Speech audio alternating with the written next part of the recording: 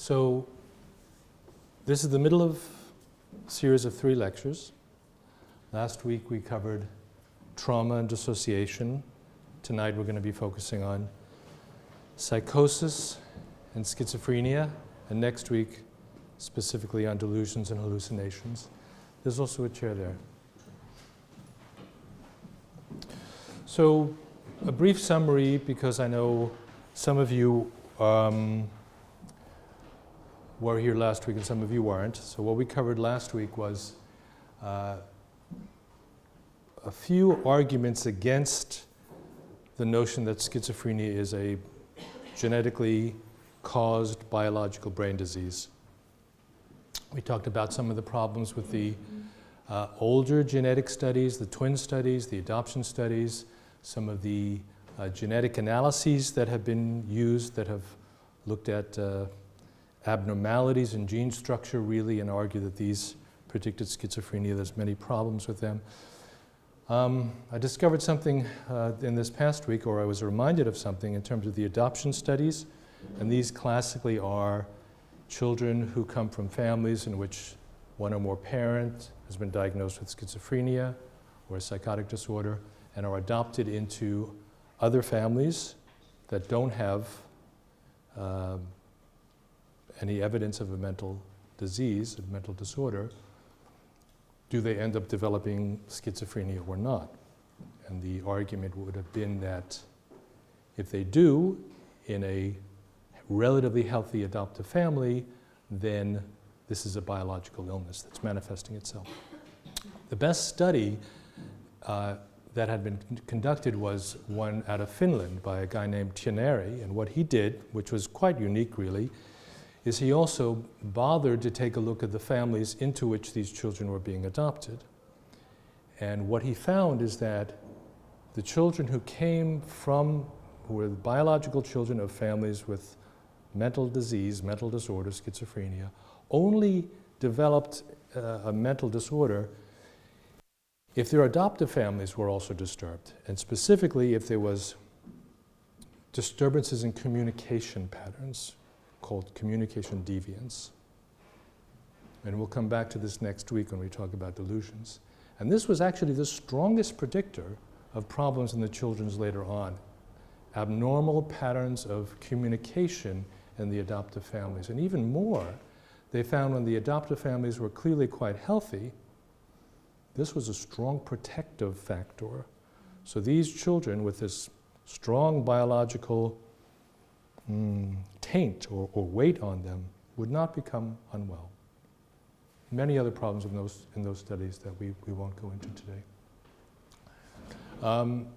We talked about trauma, and I suggested to you that the main tension, the core tension within the concept of trauma is whether it's an event that occurs in the world, whether it's a person's reaction to that event, or whether it's really some combination. And I also argued that it's more useful to think of trauma in terms of psychological threat to the integrity of the self rather than physical threat. Of course, physical threat always involves also a psychological threat, but you can have a psychological threat to the self that does not involve a physical threat. We talked about the metaphor of trauma, that it comes from the Greek word for being wounded, particularly wounded by stabbing. And I also spoke with you a bit about this metaphor of being overwhelmed, the image of being in a boat, in a body of water, overturned, and who would survive and who wouldn't survive such an event. Depends on many, many factors, individual factors and so forth. We argue in the chapter in our book that it's most useful to think of trauma as an inability to integrate, or if you want to say, to make sense of the implications of an event into the existing conceptions of oneself and one's world. So we have ways of thinking about ourselves and other people in the world, and trauma, some people would say, shatters those assumptions. Certainly it's powerfully inconsistent with our assumptions, and being traumatized means you cannot integrate this experience. You cannot bring it into your existing conceptions. And this failure of integration occurs because the danger strategies that we've developed, our evolutionary-based danger strategies, don't work. So we're in a situation, fight or flight doesn't solve the problem, freezing, immobility, all of these solutions, and they're the only solutions we know as mammals, they don't work. And Judith Herman argued, in a quote I showed you last week, that in a sense, our psyche doesn't know what to do in these situations, and these strategies become internalized, they become distorted, they get manifested over and over again until we find some way of dealing with it or not. And then we also talked about dissociation. That dissociation is a concept that has changed radically since it was first used psychologically about 120 years ago.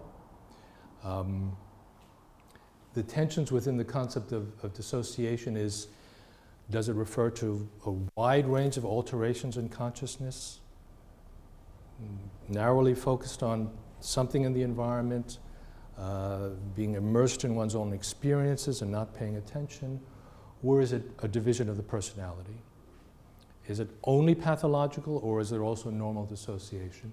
And also, I think importantly, do we consider dissociation transient experiences of depersonalization or derealization, or should it really only refer to ongoing personality changes? When we think about how a concept should be defined, there's many ways of weighing this. How useful is it clinically? What's the historical background to the concept? But I think probably what's most useful is to take the epitome of a concept, clearly the most extreme form, and to see how these lesser versions of the concept relate to it. So the question would be dissociative identity disorder, used to be called multiple personality disorder. Everyone agrees this is a severe manifestation of dissociation. So the question then is, what predicts this? What is associated with this? Is it really just a narrowing of the focusing of consciousness, or, as we would argue, it's some sort of division of the personality? These normal or transient experiences are very common, and they do not predict dissociative disorders. We've all had experiences of depersonalization or derealization. So we would argue that dissociation is really best thought of as a sustained and ongoing division of the personality that results from trauma. And this division resulting from trauma has these two core components to it, which themselves can be divided depending upon how disturbed the person becomes. There's a part of the person that's stuck in the past, feels as though the past is happening all over again, and cannot get out of it. And there's a part of the person that's desperately trying to function in the present, trying to avoid all reminders of the past. And because of this division, the person's psychological energy is impaired. Their capacity to deal with other events, to synthesize experiences, is impaired. Because if you will, they're using a lot of mental energy to keep feelings and memories of the trauma out of their awareness. And that's one of the problems that occurs with trauma. Before I move on, though, I want to address one question that was raised, quite a good question, which I think I answered wrongly last week. And the question was, we were talking a bit about what can help prepare people for traumatic experiences. And I was arguing that successfully dealing with an earlier trauma could make you stronger in some ways and could help you deal with future things. And I think that was probably wrong. Because, let's say you're in a relationship for a long period of time and your partner dies, and that's always going to be a trauma. And then years later, and you deal with it successfully. So it takes time, but you deal with it, you manage it, you integrate it, and then some years later you're in a relationship again, and another partner dies in a similar kind of a way. Would you be more successful at dealing with that? I'm not at all sure. I mean, I think we need to think of trauma as a wound that can then be reopened potentially, or an Achilles heel, right? You could be vulnerable in the same way. I think what's more useful to think about is if you have experienced less severe but somewhat similar stressful events and have successfully dealt with those, then you might be better able to deal with the trauma later on in life. And so here's an example. One of the things we know from early parent-infant interactions is that it's very important that, well, first of all, there's a myth of the perfectly attuned parent or mother who is constantly focused on their child's every needs and is always available, right? And that just doesn't happen. That's impossible. What happens instead is that there's misattunements that occur quite frequently between parent and infant. So the infant gets overly excited, for example, and any emotional experience will be overly exciting for an infant, and then will break eye contact, and this is classically what's done. And what does the parent do then? There are some parents who will pursue their children, who will actually pursue them to re-engage them before the infant is actually ready for that. And the healthier approach, of course, is to just watch and wait, see whether the infant is ready again for more contact, and then eye contact is returned and that occurs. And of course, what's happening over and over again is the infant is learning in a way that, you know, something difficult happens and then it gets better, right? Or how many of you have seen that the great frozen still face paradigm, right? You haven't seen it? The rest of you haven't seen it? Just Google it and watch it. It's really great to watch. It's a classic experiment in which often mother, doesn't have to be, but let's say mother and one-year-old infant or so are playing, and then the mother gets the instruction from the experimenter to become expressionless, to stop all expression on her face. And you can see in the video, within a matter of seconds, infants become quite distressed, and also clearly the mother becomes distressed, and also the viewer watching it is very distressful. In fact, I think this is a really good measure for psychopathy, I would argue. If you show this video to people and they don't get upset watching it. Yes. Really? Just thinking about really, one gets very distressed. But the key point to this is that in the experiment, the mother does this for about 2 minutes, I think, or so. And then you also see what happens when she re-engages. And within a matter of 10 seconds, the infant's right back in it again, right? So you can imagine that that kind of a thing happening once in a while is probably not a bad thing. But if you think about that happening for hours or repeatedly during a day, over and over again, what kind of profound effect does that have on an infant? But actually, that was a long aside. I think I have a more useful example of this. Many of us had pets as children, dogs, cats, whatever. What happens when that animal dies in a family, right? As a psychologist, I feel the best thing to do is to help the children deal with the loss of this animal.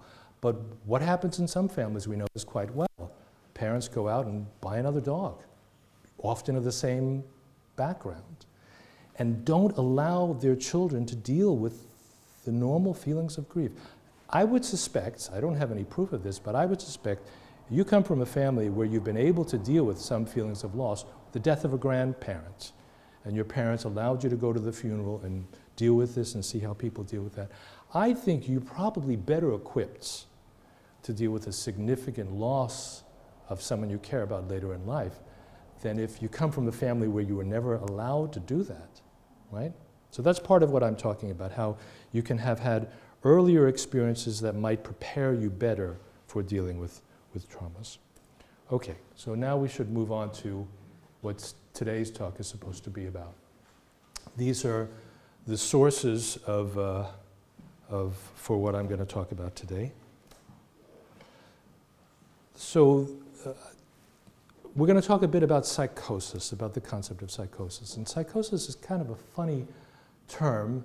It's different from trauma and dissociation in some ways. And one of the things is that if you work clinically, you might think you know what this is, because there isn't, there's an assumption that people know what we mean when we say psychosis, but I want to suggest to you it's not as easy as you might think.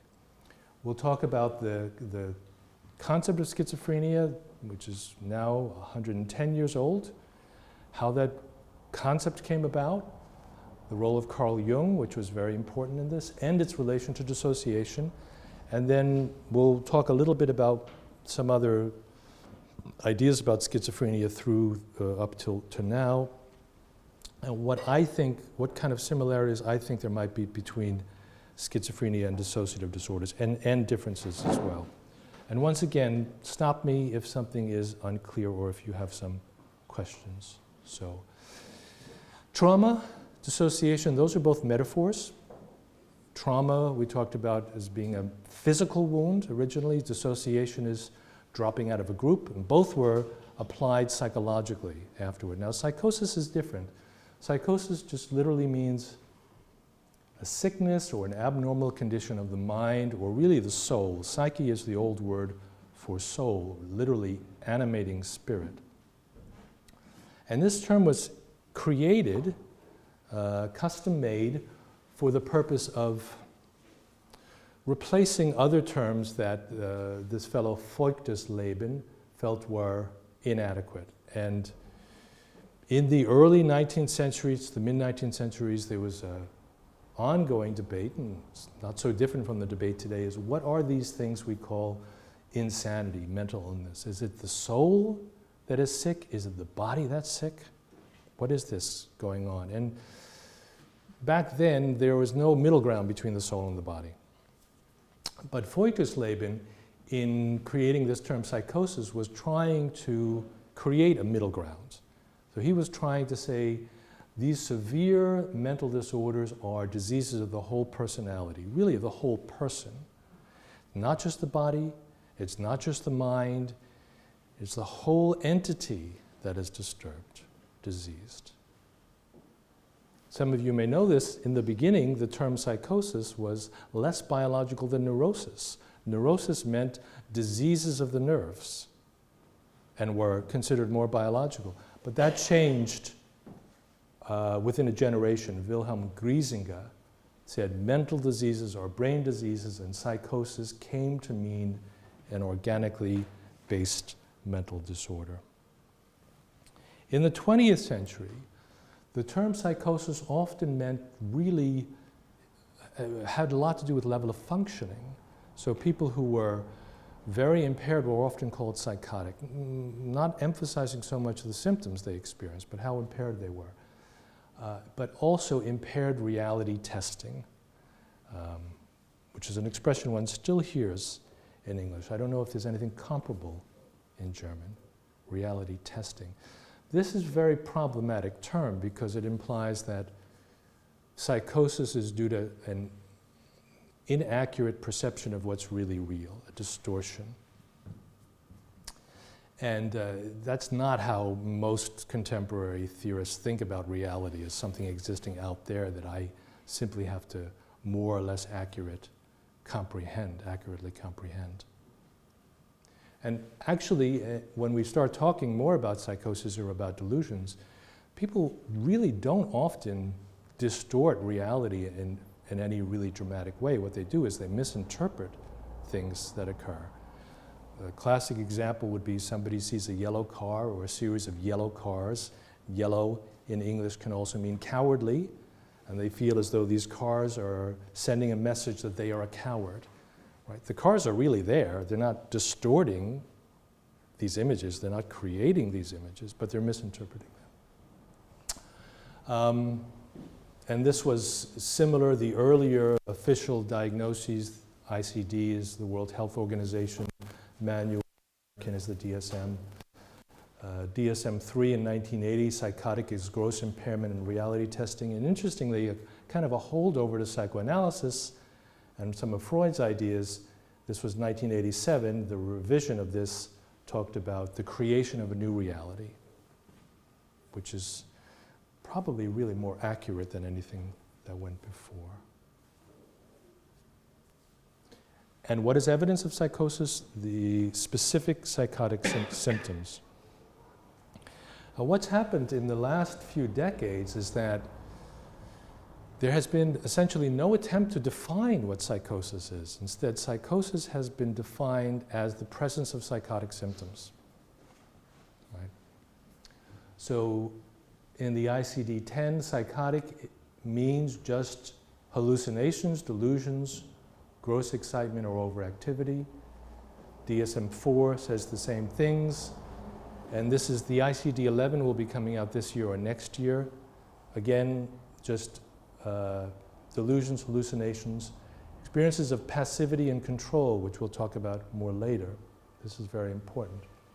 So this is tautological. This is a circular definition, right? Psychosis means having psychotic symptoms. And the question then becomes, well, what does that term mean then beyond a specific symptom, such as delusions? What is it actually telling us?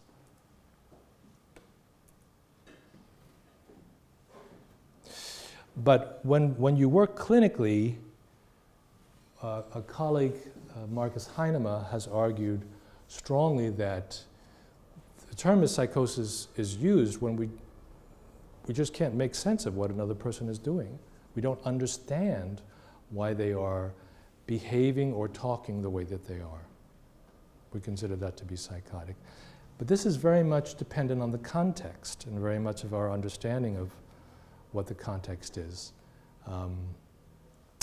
Comedians, for example, in various countries are given a lot of leeway, a lot of flexibility to act strange. And in America in the 1980s, there were a few comedians who would basically act as though they were crazy or scream and yell. There was also, what was that guy again who would engage in mud wrestling? Andy Kaufman, right? Some of the things that Andy Kaufman would do. Now, if you came across a person acting in some of these ways and you didn't know they were a comedian, or the space in which you were present was not defined as a theater, you might think they were psychotic. You wouldn't know why they were acting the way they were. So we don't know why people are doing or saying the things that they are, and we don't have an explanation for it. And these are actually considered, they're called disorganized behavior and disorganized speech, as though they have no organization, right? But do we know that? Do we really know that why a person is saying what they are saying is meaningless or lacks organization, or do we simply not know what that organization is? Because we don't know what they're thinking about when they're talking. How do we decide if a symptom is unconnected to a person's life history if we don't know what their history is, or if they can't tell us what it is? There was a very nice study done some years ago on thought disorder that used proverbs, famous sayings, in English, things like, people who live in glass houses shouldn't throw stones, or the grass is always greener on the other side. You can think of some other ones like this. And in the old days, it was fairly common to read people this and ask them what they thought it meant. And if they interpreted it in an abstract way, in terms of describing people's behaviors, that was considered well-functioning, or they described it in a very concrete way. So there was a study done in which people were read these proverbs and their answers were recorded. And psychotic people often tended to say fairly bizarre things. They did. They would respond in a way that the interviewer could not understand. After these were recorded, about a week later, a sensitive psychiatrist who was involved in the project went back to the individuals, played them their answers, and got into a conversation with them and said, what were you thinking about when you said these things? What did you mean by blah, blah, blah? And most of the time, the person was able to tell them. And very often, they were thinking about an event or events in their past that they kind of, the researcher called this intermingling, that they mixed up something from the past with something from the present. And importantly, of course, they didn't tell the interviewer where they were coming from, what they were thinking about. But they knew, they were triggered and stimulated in a certain way. And this probably happens on some level quite often, that there is a logic, there is an organization to what people are doing, but we don't know what that is. We can't automatically dismiss it as being incomprehensible. Yes? Is it possible just to give an example of strange behavior? Because I don't come from this background. So for me it feels like Sure. quite often when you don't understand the other people, I mean also in normal situations. Well, somebody's screaming on a street, right? Somebody is walking down the street looking at something, screaming to no one in particular, right? That looks very strange, and that would often be called psychotic.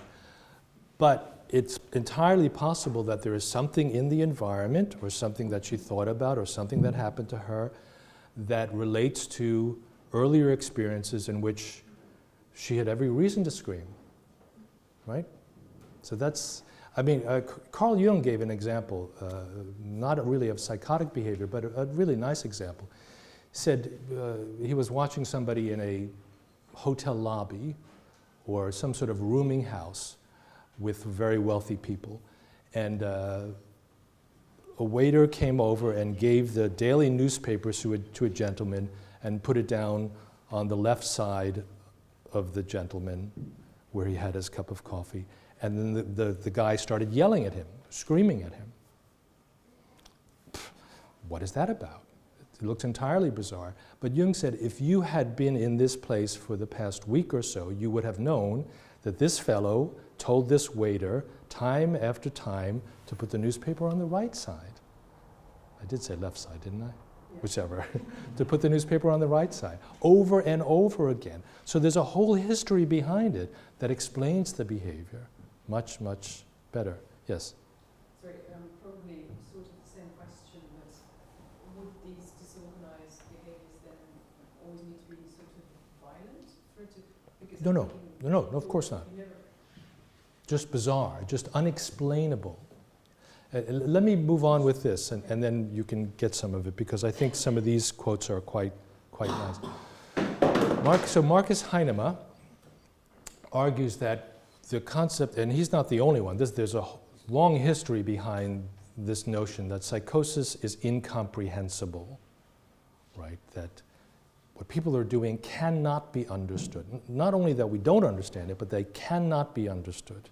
It's incomprehensible. But what Marcus says is that these are incomprehensibility and consequently psychosis are relational concepts.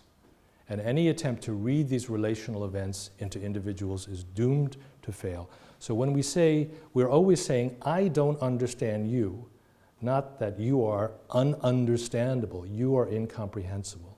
There's a relationship here, and a little more poetically, he says, saying something is incomprehensible is not an explanation at all, but just an expression of despair when our ordinary ways of comprehending people and situations elude us. So clinically, you will often see people use this term psychosis almost in a way of saying, I don't know what's going on, and I don't want to know what's going on. That it's really a way of creating barriers between people. And what happens when you can understand why people are acting the way they do, then you often see a reluctance to use the term psychosis. So you will see people use terms like psychotic-like, or quasi-delusional, or pseudo-hallucinations. So when we know what the connection is to a person's life experiences, we don't want to call them psychotic. We don't want to call them schizophrenic, because we know it comes from their life. It comes from a trauma. But that's also problematic, because phenomenologically, in terms of their self-experience, it can be identical. When someone is paranoid, and they feel like people are poisoning them or about to kill them, and we don't know why they feel that way, we call it psychotic. But if we know that they were in some war zone in which that was actually happening, their experience is the same. Does it make sense to call one of them psychotic and one psychotic-like?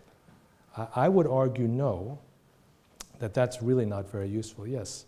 So just one question, if I understood this correctly.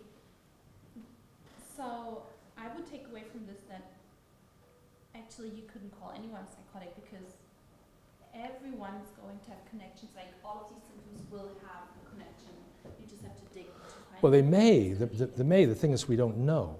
And also, particularly, as I'll talk about next week, it may derive from some very early life experiences that they can't recall in any conscious way. Right? So that connection would be Right. Yes. Yeah. But the thing is, I think for now, the term psychosis is not very useful. We can talk about delusions, we can talk about hallucinations, we can talk about some of these things with some reasonable validity. But the way it's being used right now, the term psychosis does not tell us very much at all. It really doesn't. So I would definitely bracket that whole experience. As I say here, you know, what does the term psychotic add to delusional? I mean, we have kind of a sense of what we mean by delusional, and we'll talk more about that next week. Certainly, clinically, defining psychotic as incomprehensible is what happens often, but that still doesn't tell us very much about the actual experience. And this core tension here is, can psychosis be genuinely connected with one's life experiences? And I would say yes.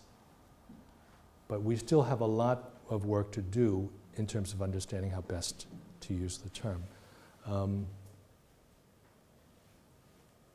Maybe I'll come back to this a little bit later, but we in the chapter we propose some possibilities, but they're not very useful. It's really quite a problematic term right now. That's because a life experience can cause psychosis. Sure, sure. There's obvious connection. Yeah. Well, and this sort of gets to the next point, because one of the real problems that happens right now is, for a long time, psychosis has been associated with schizophrenia very strongly. And there's a little bit of movement in this now on, but the diagnosis of schizophrenia is very heavily weighted with psychotic symptoms. And people often think being psychotic means having schizophrenia. And that's certainly not necessarily true. So I'm going to show you the official current diagnosis of schizophrenia, and then we'll go back to the past and talk about the beginning. DSM-5, the American Diagnostic and Statistical Manual, came out about 5 years ago now, requires at least 2 of these symptoms for at least a month, and also a lower level of symptoms for 6 months. And notice that one of them has to be 1, 2, or 3. And 1, 2, 3, and 4 are psychotic symptoms, depending how the definition is. Certainly 1 and 2, and then it varies. Negative symptoms, as I talked about last week, about negative being a withdrawal of something that's normal. Flattened affect, lower emotional expression, social withdrawal. They may, according to the criteria, they may have this symptom, but they don't have to. They could just have delusions and hallucinations.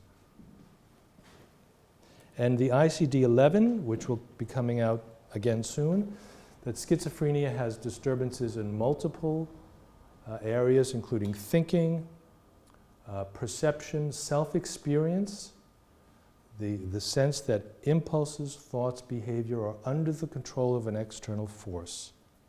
This has often been considered to be a core symptom of schizophrenia. Problems with cognition, problems with volition, these are more the negative areas. Loss of motivation, flattened affect. All right? So these are the official definitions of schizophrenia, and you can see how important the positive or psychotic symptoms are. But that's not how schizophrenia started out. Started out with this fellow named Eugen Bleuler, who was a Swiss psychiatrist, and he cut his teeth. He began his career at this asylum, which was an old monastery in Switzerland, and he worked there for 12 years. And Bleuler, very early on, felt that his patients' experiences were meaningful.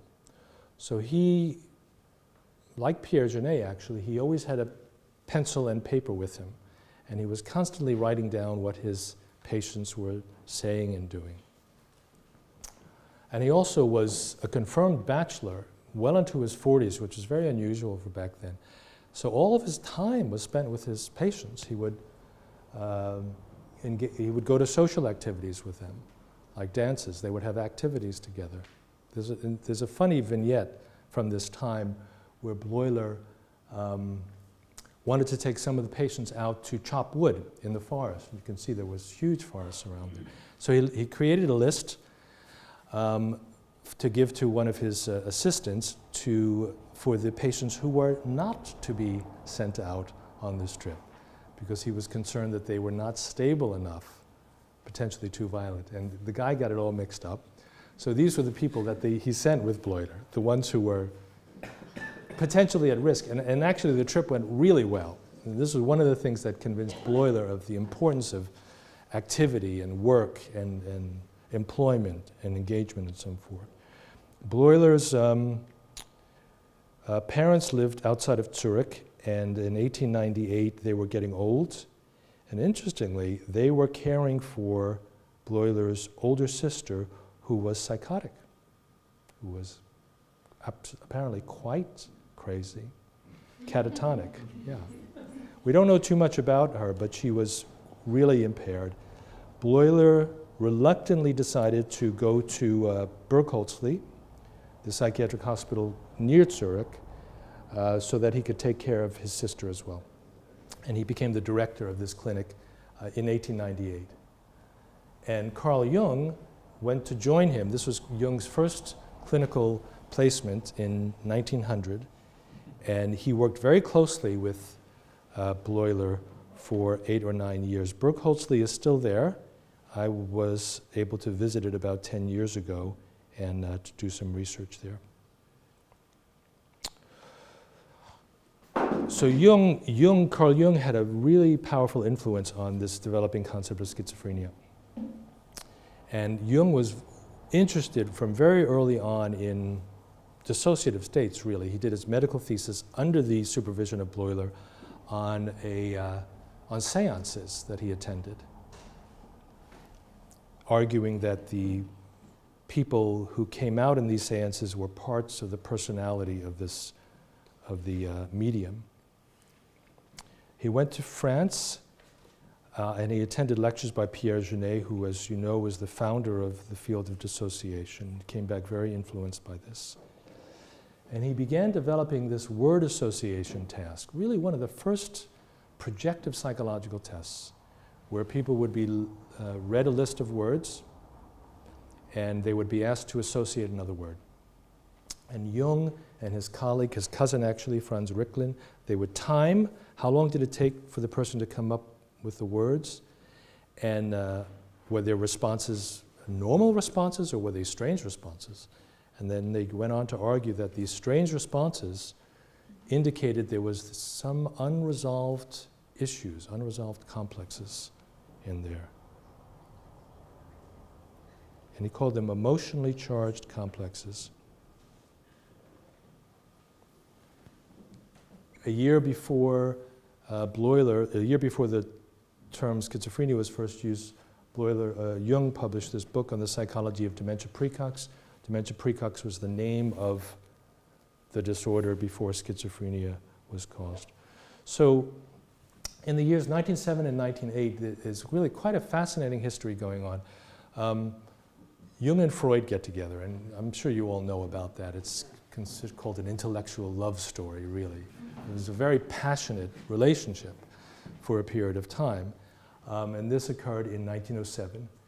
And Freud was Freud could not work with psychotic individuals, with people with schizophrenia, but he was determined that his ideas would explain everybody, would explain all humanity, really. So he pressured Jung and Bleuler to apply his ideas to schizophrenic patients. And these were ideas about infantile sexuality at this point, because he had moved away from trauma theories. But Jung was quite influenced by Pierre Genet and Pierre Genet's ways of thinking about things. And their tensions around this played out in a number of interesting ways. So shortly after Jung and Freud met, Jung told Freud that he was going to visit Genet. And as far as we know, he hadn't had a one-to-one meeting with Genet before. And that he was going to discuss, because he was trying to figure out, how do I reconcile what Freud is saying to what I believe about Genet? So he told Freud that he was going to visit him. So Freud says, Well, I hope you have an interesting Paris complex, but I don't want to see it repress your Vienna complex. And Freud was already using this term complex in a very narrow way. So Jung goes off to visit Genet. We don't really know what happens there, but he comes back and he tells Freud, he didn't know what he was talking about actually. He was a hollow casseur, I think he says, just a personality. Freud immediately writes back the next day, and this is what he has to say. I'm really glad you're back at Berg-Hoaxley, and I'm delighted with your impressions of the trip. You can imagine I would have been very sorry if your Vienna complex had been obliged to share the available cathexis with the Paris complex. Luckily, as you tell me, nothing of the sort happened. You gain the impression that the days of the great Charcot are past, and the new life of psychiatry is with us between Zurich and Vienna. So we've emerged safe and sound from a first danger. Wow. It's like a really jealous husband or something, you know? Just, I could have understood if Jung sort of fleed when he read that, but he didn't. Yeah, it took some time. Okay, so let's talk about schizophrenia. 1908, as far as you know, April 1908. Bleuler, at a conference here in Berlin, in April 24th, 1908. Oh, that's what today is actually, isn't it? 110 years ago today, or yesterday, he said, Kreplin's dementia praecox is not, dementia praecox means really early deterioration. So Bleuler said it's not always going to be early deterioration. And because of this, I'm using the word schizophrenia to denote Kreplin's concept. I believe that the tearing apart, Zerreizung, or splitting, Spaltung, of psychic functions is a prominent symptom of the whole group, and I'll give my reasons for this elsewhere. As far as we know, this is the first official use of the term schizophrenia. Now, a few days later, there is the first International Psychoanalytic Congress, Congress of Freudian Researchers, and Freud has been pressuring Jung to give a paper melding his ideas with notions of schizophrenia, and Jung rebelled. And this paper has never been published, which is very unusual. We think it was out of a desire not to offend Freud. So he says, we've borrowed from French psychology. We've borrowed from French psychology, not Austrian psychology, French psychology, a similar concept which was true for hysteria, namely dissociation. And today the name means a splitting of the self. Hysteria is primarily characterized by dissociation, and because dementia praecox also shows splitting, the concept of dissociation seems to blend into the concept of schizophrenia. So he's saying very clearly that hysteria, dissociative disorders, borderline personality disorder, seems similar to schizophrenia. And Jung was very consistent throughout his life in these kind of ideas. He kept to this notion of schizophrenia being related to dissociation. Bleuler published his big book in 1911. It was really written in 1908. But he says that, I'm calling this schizophrenia because the splitting of the different psychic functions is one of its most important characteristics. If the disease is marked, the personality loses its unity. At different times, different psychic complexes seem to represent the personality. One set of complexes dominates the personality for a time, while other groups of ideas or drives are split off and seem either partly or completely impotent. Now, we heard about dissociation last week. I hope you'll agree, this sounds really a bit like dissociation. Personality losing its unity, complexes representing the personality, and others are impotent at the same time. But we have to know, what did he mean by splitting and what did they mean by complexes? Splitting, as you know, has a long psychoanalytic tradition after this, but back then, I would argue that what Bleuler meant by splitting was very much like what Genet meant by dissociation. From an earlier paper, dissociation of the personality is nothing other than splitting off of the unconscious. Bleuler used unconscious in a funny way, basically to mean parts of the personality that were not active or suppressed or repressed, really like dissociation. And he talked about the splitting as being very much essential to the whole notion of schizophrenia. One of the issues around schizophrenia and its understanding is that many people from the medical profession in particular are quite eager to minimize the whole schiz part of schizophrenia, right? Yeah, Bleuler didn't really mean split personality. It's nothing like multiple personality. Well, he did sort of mean like that. There's a good reason why he named it this. Splitting was very central to what he was thinking.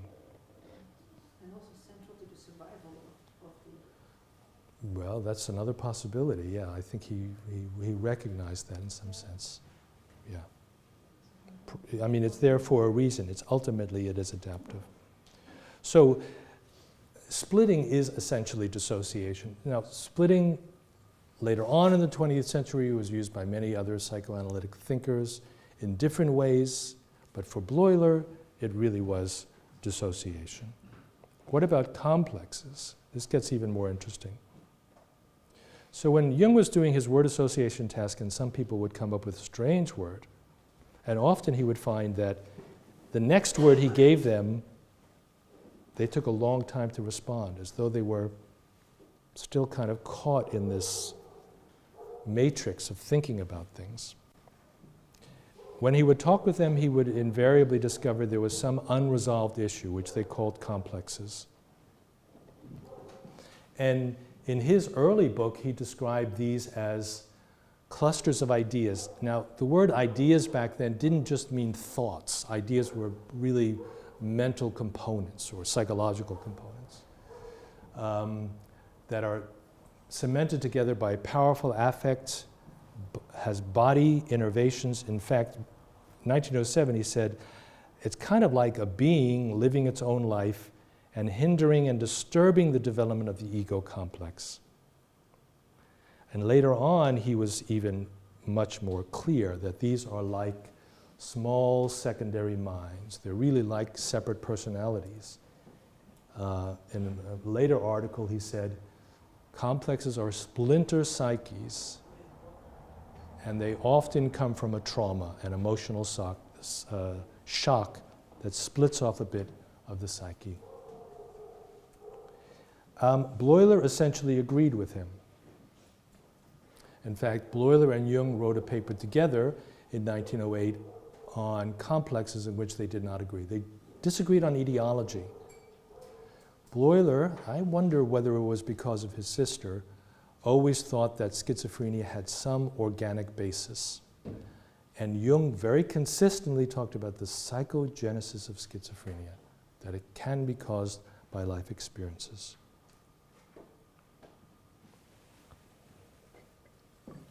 So how Jung and Bleuler thought about splitting, how they thought about complexes was very much the same, and these are very dissociative, these ideas. Bleuler did not emphasize delusions and hallucinations. He also talked about loosening of associations, but when we think of dissociation, splitting really is dissociation, a splitting of the self, of the personality, and complexes are very much like what Genet would call fixed ideas, associations that are occurring as the result of a trauma. I'll briefly tell you about this, even though I'm running a bit short on time. Genet had this idea, again, fixed ideas is about psychological components that are stuck. That when you're traumatized, the things you associated with the trauma become fixed ideas, and those are the stimuli, the aspects of the room, the people who were there, something that occurs, the loud bangs. But he also argued that when you are traumatized, your mind is weakened, as we talked about earlier. You can't hold things together as well as you normally should. And this leads to the possibility of secondary fixed ideas, which are symbolic associations. So, for example, somebody believing that they are burning in hell as a symbol of their pathological jealousy or their pathological guilt, right, for a particular event, let's say. So Genet thought that you could start making symbolic connections, or really loose associations, if you will, on the basis of a trauma, because your mind becomes weakened after you're traumatized. So Bleuler's schizophrenia, the original concept of schizophrenia, very different from how it's used today, clearly has connections to dissociation and dissociative disorders. And some of the cases Bleuler described do sound like dissociative disorders. His concept of schizophrenia was very broad, but that doesn't explain why he thought the core components of schizophrenia were dissociative. Okay, now we're going to jump forward about 30 or 40 years and talk about Kurt Schneider. Any of you familiar with first-rank symptoms or Schneiderian symptoms of schizophrenia? No? Okay. All right. These are very important for the contemporary diagnosis of schizophrenia.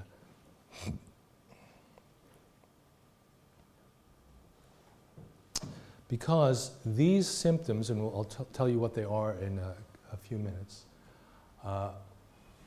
formed the core of the diagnosis of schizophrenia from 1980 on. And only recently had they been slightly de-emphasized. Schneider wrote a book in 1939 in which he proposed that certain symptoms were strongly predictive of schizophrenia, and that it would be most effective to distinguish between people with schizophrenia and other disorders on the basis of these symptoms.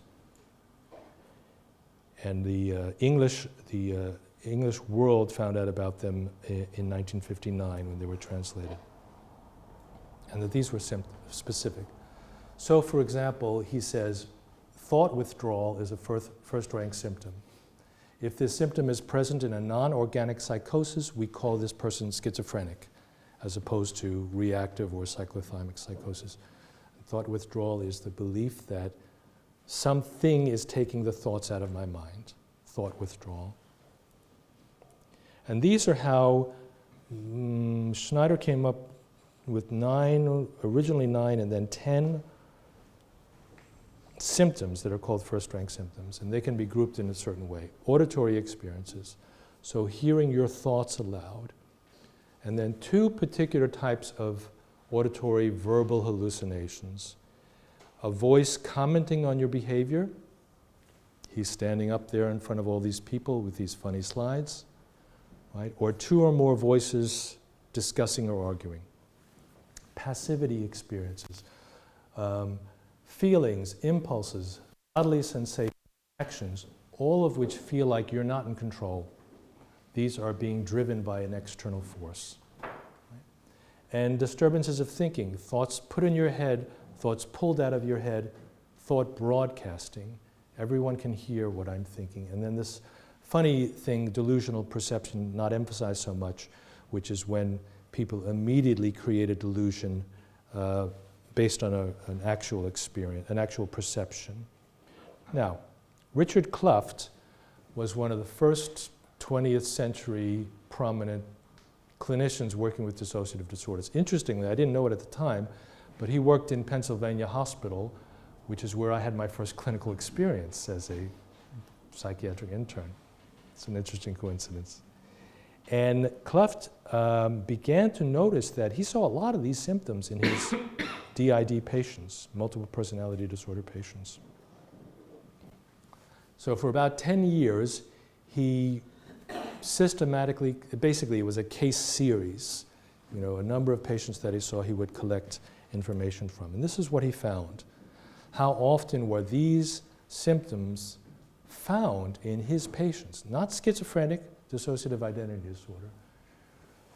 In particular, these passivity experiences, the feelings that your actions, emotions, your thoughts are controlled by another force were very, very common. Very common. Also, the voices experiencing thoughts withdrawn, thoughts inserted, but not thought broadcasting, not this delusional perception, not hearing one's thoughts, but most of the others were very, very common. And we have found since then, other studies have replicated this. When you're working with people with dissociative disorders, for example, voice hearing, Martin Dorey is a very close colleague of mine from New Zealand, hearing a voice commenting on your actions or 2 or more voices talking with each other are much more common in dissociative identity disorder than schizophrenia. And when you find these symptoms in schizophrenia, the prognosis appears to be better. So it's less of a chronic disease when they have these funny symptoms. Why are they common? Why would these symptoms be common in dissociative disorders? Well, you may remember last week we talked about dissociation as involving at least two parts of the personality that can intrude on each other. One part can act on another part. So this is very easy to explain from a dissociation perspective. Intrusions and withdrawals, thoughts being put in, thoughts being taken out, voice hearing, very commonly occur in dissociative disorders. Richard Clough says it's common for people to say, personalities to say, I would say parts of personalities, that they have made another see or hear something, influenced another's perceptions, caused a sensation, impulse, action, or some other, or taken away some memory. So when somebody says to you, that thought did not come from me, what's going on? Often they are simply describing what they are actually experiencing. It doesn't feel like their own thought, and that may be because it's coming from another part of them. They don't identify with that thought or with that feeling. But not thought broadcasting or delusional perception. I'm not sure if I come back to this, but Schneider thought that these symptoms, I think I do come back to it actually. Let me see. No, I'm not sure I do. Schneider thought that what we have in schizophrenia, and he's probably right, was a breakdown in the public-private boundary, that what belongs to me and what belongs to the world gets very confused. So thought broadcasting is where I feel that my thoughts can be heard by anybody, that they're a part of the world. I don't have this clear boundary where I stop and where the world begins. But you don't see that so much in dissociative disorders. So these symptoms are not common in dissociative disorders. What Schneider apparently didn't realize is that all of these kind of symptoms can occur in a person who has more than one part of their personality because they're highly dissociated. And what we've discovered, I did some historical research with a colleague, is that Schneider didn't believe in dissociative identity disorder. So he didn't believe that these people exist, like many psychiatrists today. The experience of identity is never broken. Multiple personality is always suspect. Schwindel, he used the word Schwindel. And alternating consciousness has never won our credence, that a person is first A and then B, and the memory of A only belongs to B. So he didn't believe that this occurs. So what happens when he sees people who claim things like this? He describes them as schizophrenic. Also, interestingly, look at what his sample consisted of, his research sample. Mainly acutely disturbed women, not chronic male patients. So I would strongly believe that a subgroup of these folks were actually traumatized and probably dissociative. So, what is this connection then between schizophrenia and dissociative disorders? People with schizophrenia score kind of somewhat high in dissociation measures, but not as high as genuine dissociative disorders. Higher than anxiety and depression, typically. I firmly believe that one of the real problems is that any group of people diagnosed schizophrenia include a subgroup of people with dissociative disorders. And you can understand that when the criteria for schizophrenia will be selecting people with dissociative disorders. And this is rarely assessed. When it is assessed, we find at least 10%, probably more, at least 10% severe dissociative disorders. Bleuler had this idea of double bookkeeping, which is very interesting, which we do see, that people have this delusional system, which is active or not active depending upon the situation. And if they're not in their delusional system, they can be very relaxed toward you. Can I borrow some cigarettes? Can you mail this letter for me? In their delusional system, they feel like you're trying to kill them, but then they can also have this. So he called it double bookkeeping, like there's almost these parallel tracks, which sounds a little bit dissociative. Now, I'm going to argue next week that voice hearing is a dissociative symptom, and voice hearing is common in schizophrenia. We know that for sure. So what is schizophrenia then? Well, there are some things that don't appear to be the same between schizophrenia and dissociative disorders. Negative symptoms. Negative symptoms are not so common. Bethany Brand did a Rorschach study, and we also know this clinically. People with dissociative disorders are interested in other people, they can relate to other people, they are engaged. They are not as socially withdrawn. Working memory in dissociative DID is at least normal and possibly enhanced. It's impaired in schizophrenia. Executive functioning is clearly impaired. But this is where things really get interesting, whether there are disturbances in the sense of self. And there's a number of researchers, including in Germany, working on this question. One of the problems is that they're, again, not considering dissociation. So there's something there, this private-public boundary issue, but they're not comparing it to schizophrenia. Christian Scharfeder, however, who was a Swiss psychiatrist, did this. And here's what he wondered. He wondered whether, it's a very unusual idea, schizophrenia is like the extreme of dissociation. Because he said what you have in schizophrenia is this fragmentation or annihilation of the self, which is the most severe and the most dissociative, and what he called multiple personality is somewhat less. And he even thought, and I agree with him on this, that dissociation may, to some extent, protect against schizophrenia. That is, if you have the capacity to dissociate well, you don't become schizophrenic. He said, I assume a highly unstable, fluctuating ego self is less disposed to ego fragmentation and perhaps may even be schizopreventative. And that in the schizophrenic dissociative ego disorder, there's a more rigid ego disposed for fragmentation rather than fluctuation. And then he uses this lovely metaphor, which he did not originate, that schizophrenia is like glass or a mirror. You throw it down and it cracks. Whereas dissociative disorders are like quicksilver. In English we call them mercury. Separate into little holes, they can come together again. And maybe this time or next time we can talk a little bit more about just how dissociative capacity might protect against psychosis or delusions. I just discovered this recently, but Carl Jung said something very similar. The dissociation in schizophrenia is not only far more serious, but often irreversible. It's no longer fluid and changeable, more like a mirror broken into splinters. The unity of the personality, which in the case of hysteria lends a humanely understandable character to its own secondary personalities, is definitely shattered into fragments.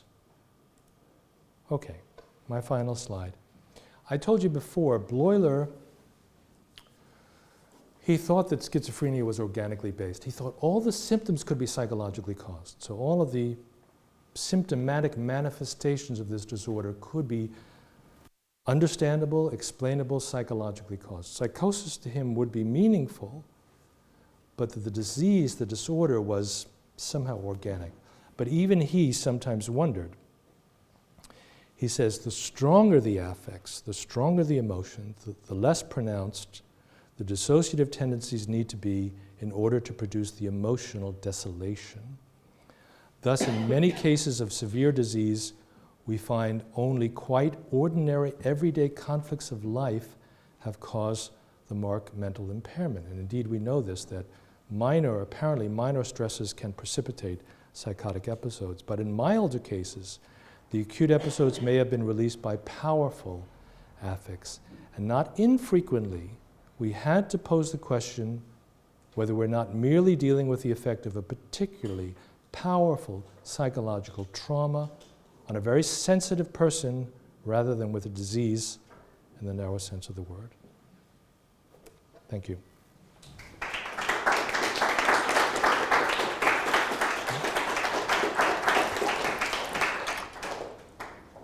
Okay, so,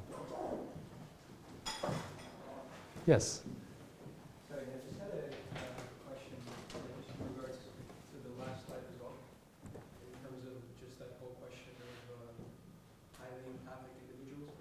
Right. and heightened sensitivity. Yeah, yeah. And that relation to schizophrenia. And even like, I think when there was like 3/4 were women or something like that. Yeah, yeah, And yeah. automatically I thought of that heightened sense of empathy and sensitivity. And just in terms of not just one traumatic experience, but maybe just dealing with the outside world.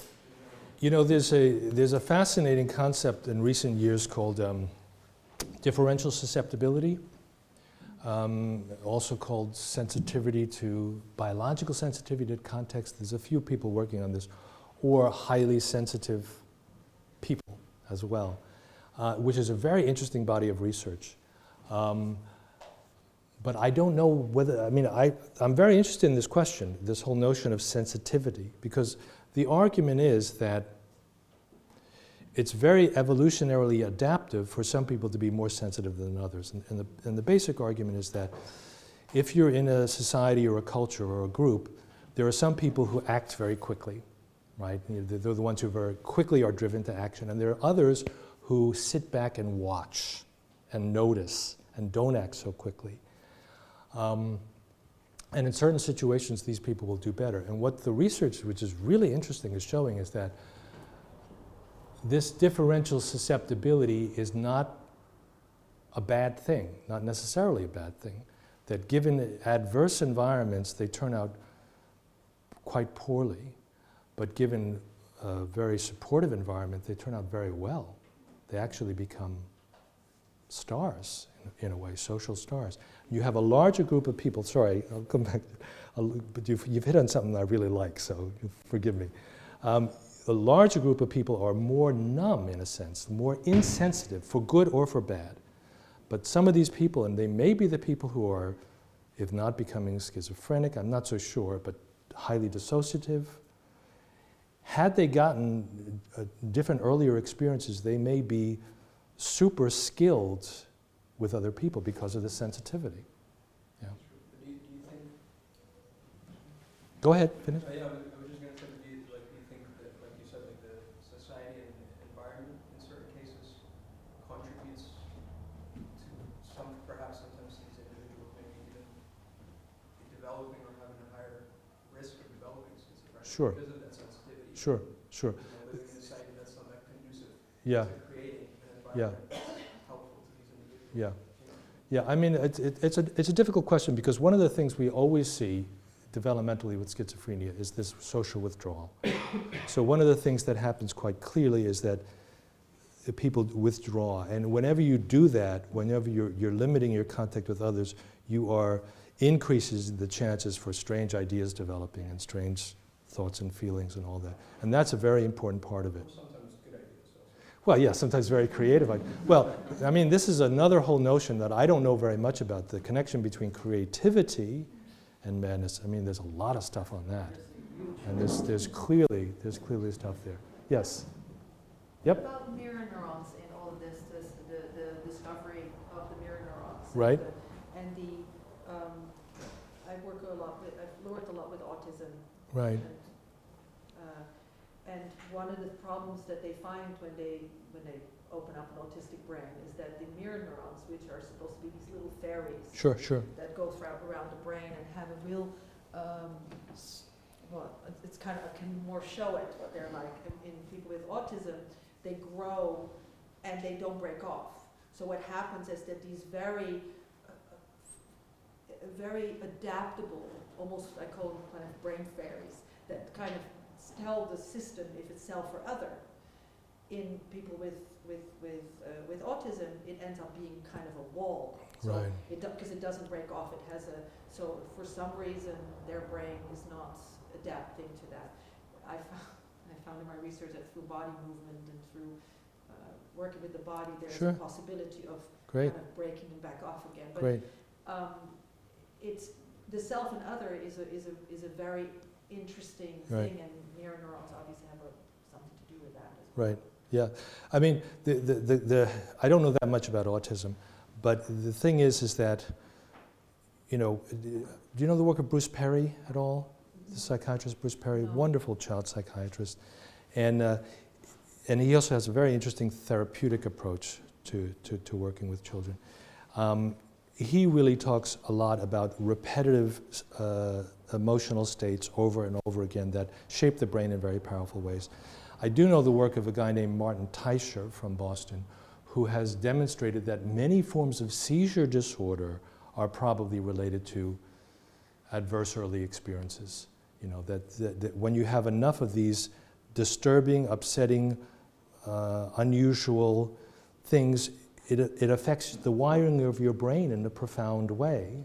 So, Are you familiar with Daniel Siegel's work? yes, yes. Yeah, and of course his definition of the mind Yeah. is a very interesting Yeah. working definition. Yeah. The mind is an embodied and relational, Absolutely, absolutely. generating Yeah. process that regulates. I mean, you know, from a very simple perspective, what Perry argues is that why humans are so successful is the mind, particularly when we're very young, is exquisitely sensitive to the environment.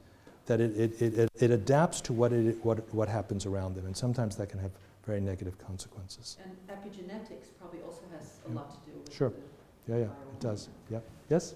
How much research is there on the role of dissociative disorder as a shield against schizophrenia? Okay. Well, Where does it come from? Is it from the unconscious, or is it like a default? no. Well, the short answer to your question is very little. But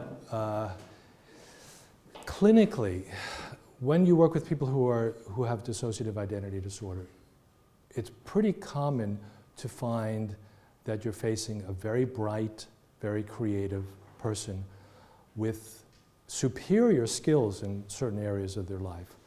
And you don't really see that very much with schizophrenia. Now, from a theoretical perspective, you can understand that if a child has this capacity to compartmentalize, essentially, so that, and there's some famous cases where it's been written about this, if the traumatic experiences can be put in a part of their mind that are segregated from other parts of their mind, they can pay attention in school, they can play with their friends, they can develop skills in a whole range of areas because they're not intruded on as much. Now, what if there are some kids who don't have that same ability? You know, they're trying to pay attention in school, and what's happening is all of the feelings, all the memories, you know, the smells, all the things that have happened to them are affecting them. They can't pay attention, they can't do as well at school, they withdraw from their friends, and the evidence on this is not so clear, but possibly their brain is more affected because of the constant stress and stress hormones that they're experiencing. The evidence not so clear on that because in DID you often find significant evidence for structural brain impairment, even though these people look quite good. It's almost as though they can find a way of compensating for that.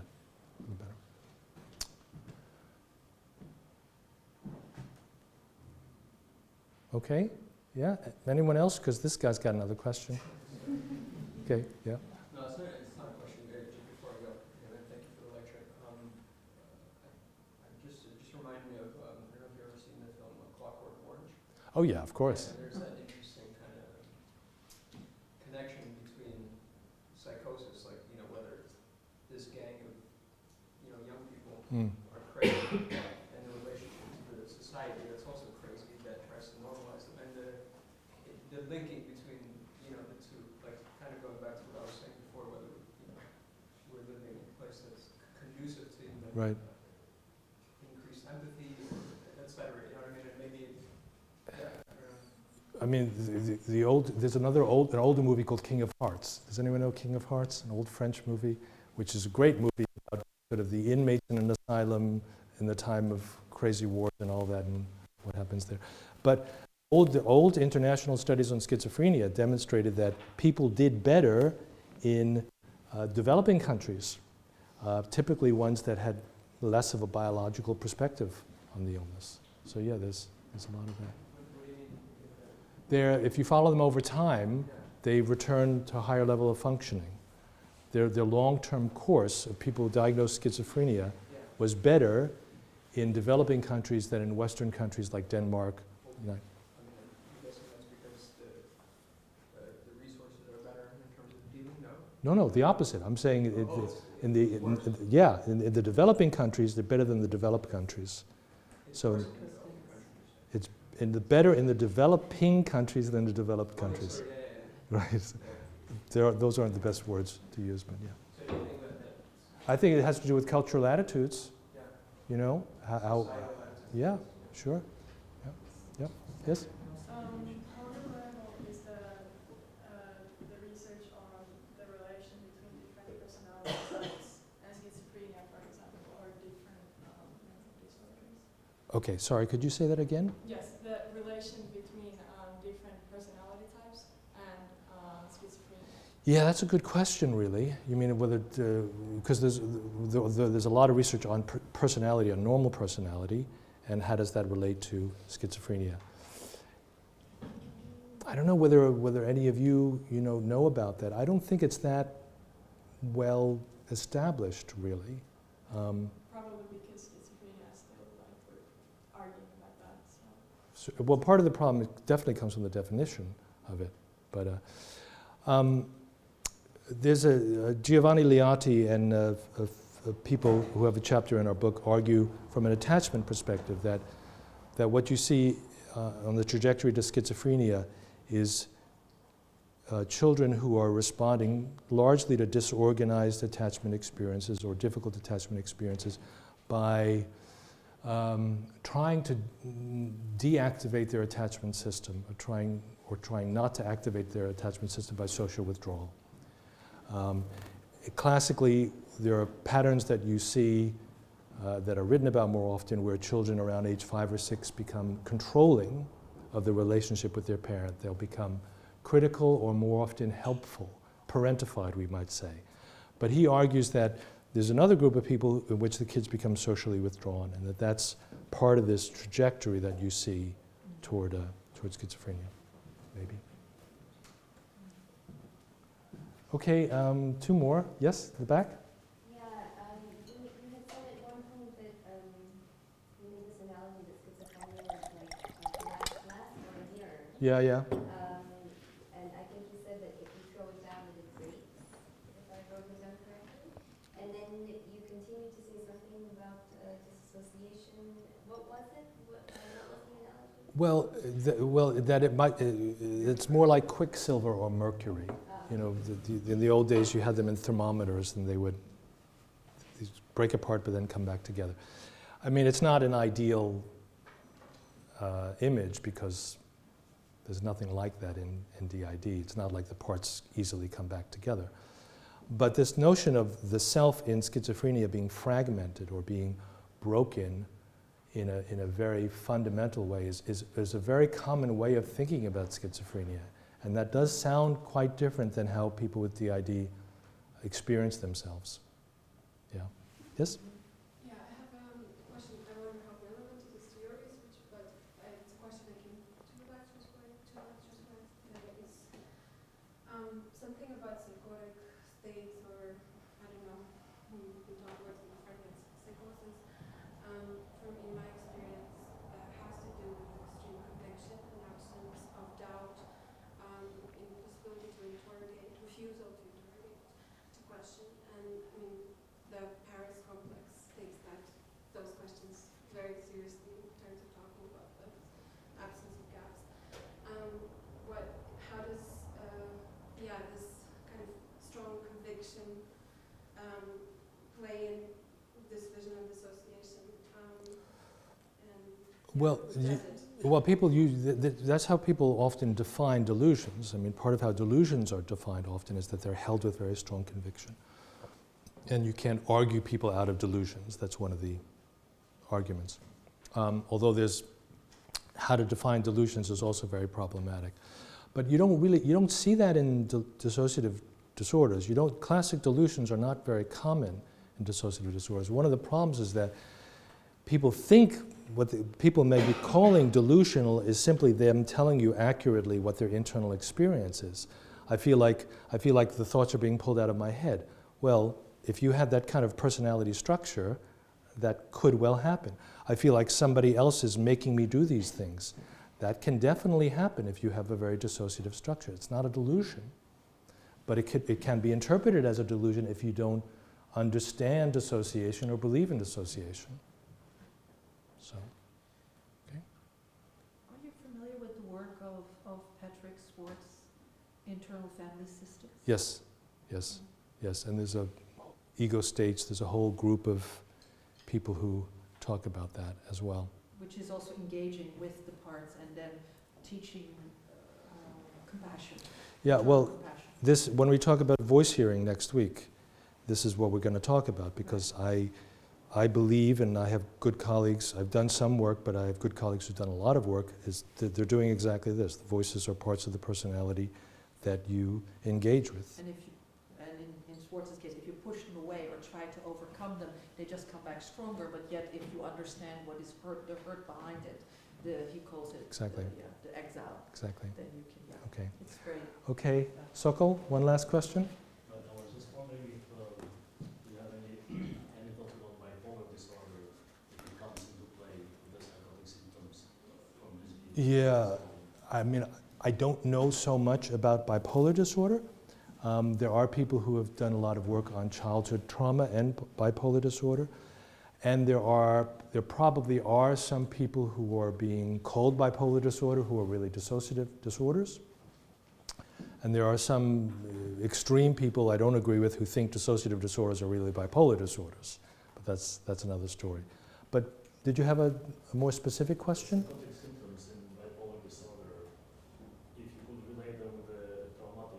Yeah, sure, absolutely, why not? I mean, I think theoretically, even if somebody has psychotic symptoms due to brain injury, right, it doesn't mean that they're going to be meaningless. It may well have a connection to their life experience, but they are precipitated by the head injury in that case.